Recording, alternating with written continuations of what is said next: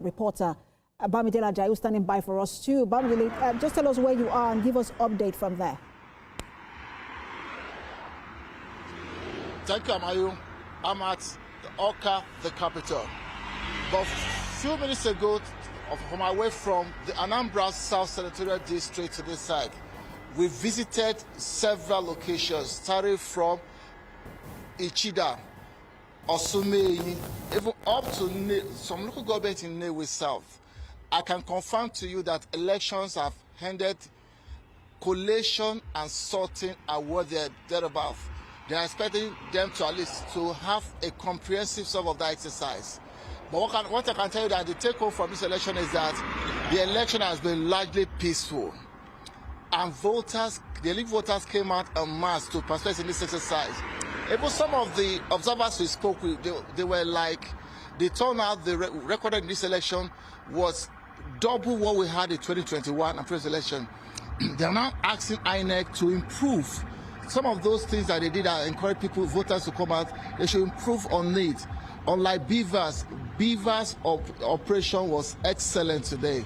Places we covered from Osumeyi to Ichida, even out to Agulezigbo. They never recorded one case of BVAS malfunction. Even when it comes to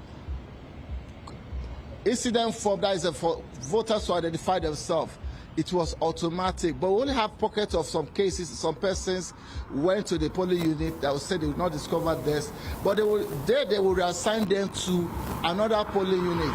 That shows that, but some might say because it was an off-cycle election that INEC should ensure that it improve on it when we have a general election like this, so people will start, having that confidence, in the electoral process, because today's election in Anambra State, from places we covered, were excellent. All right, looking at some of the places you visited, the party agents, the observers, how are they reacting to the conduct of the counting and the sorting process? Are they satisfied or maybe skeptical?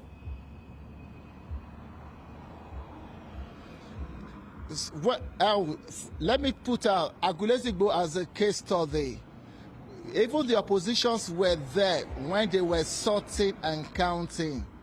They did not object to the result they collated at that unit. That means they were there when they were sorting to know what party A got, party B got, party C got.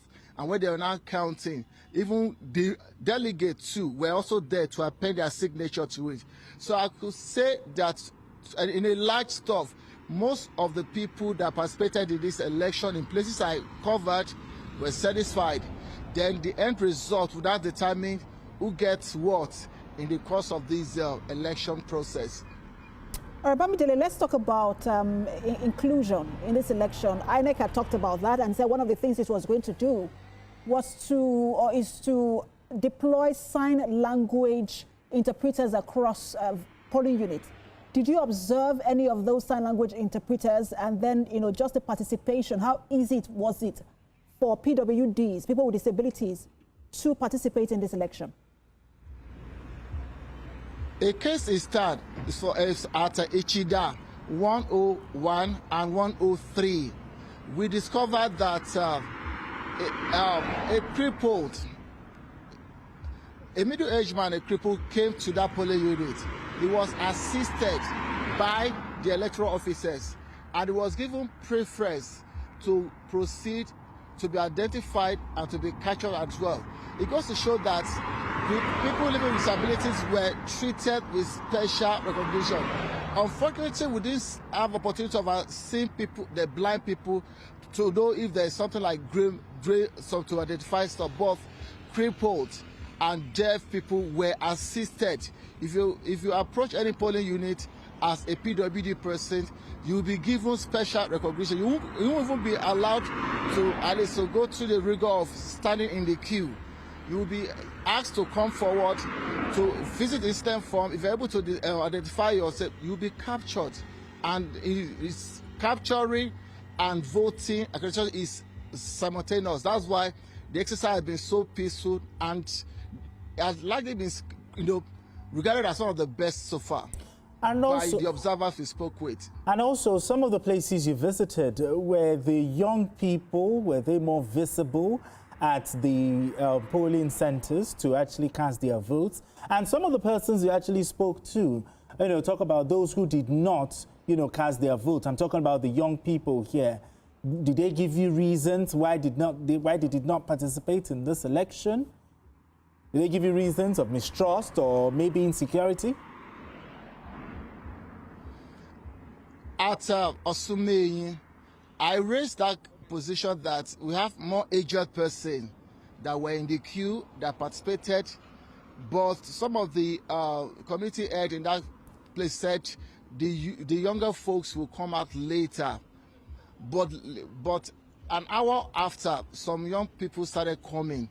But what I wanted to cover, maybe they wanted to know how the process was going, because the break of the exercise, it were the aged people that were there. But when the exercise was going to the afternoon, we started seeing some more young men mobilizing themselves to come out to participate in this exercise.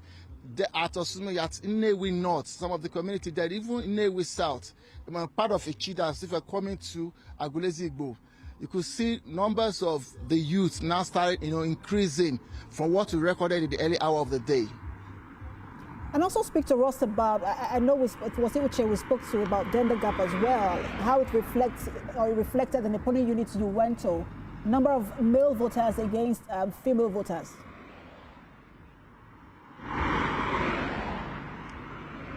It has become a tradition in Nigeria, though not capture that number of women and number of men in polling units. In some places we visited, but you also see the matching number of men this time around, because if you have the number of 40 to be women, you have at least near 30 something as men.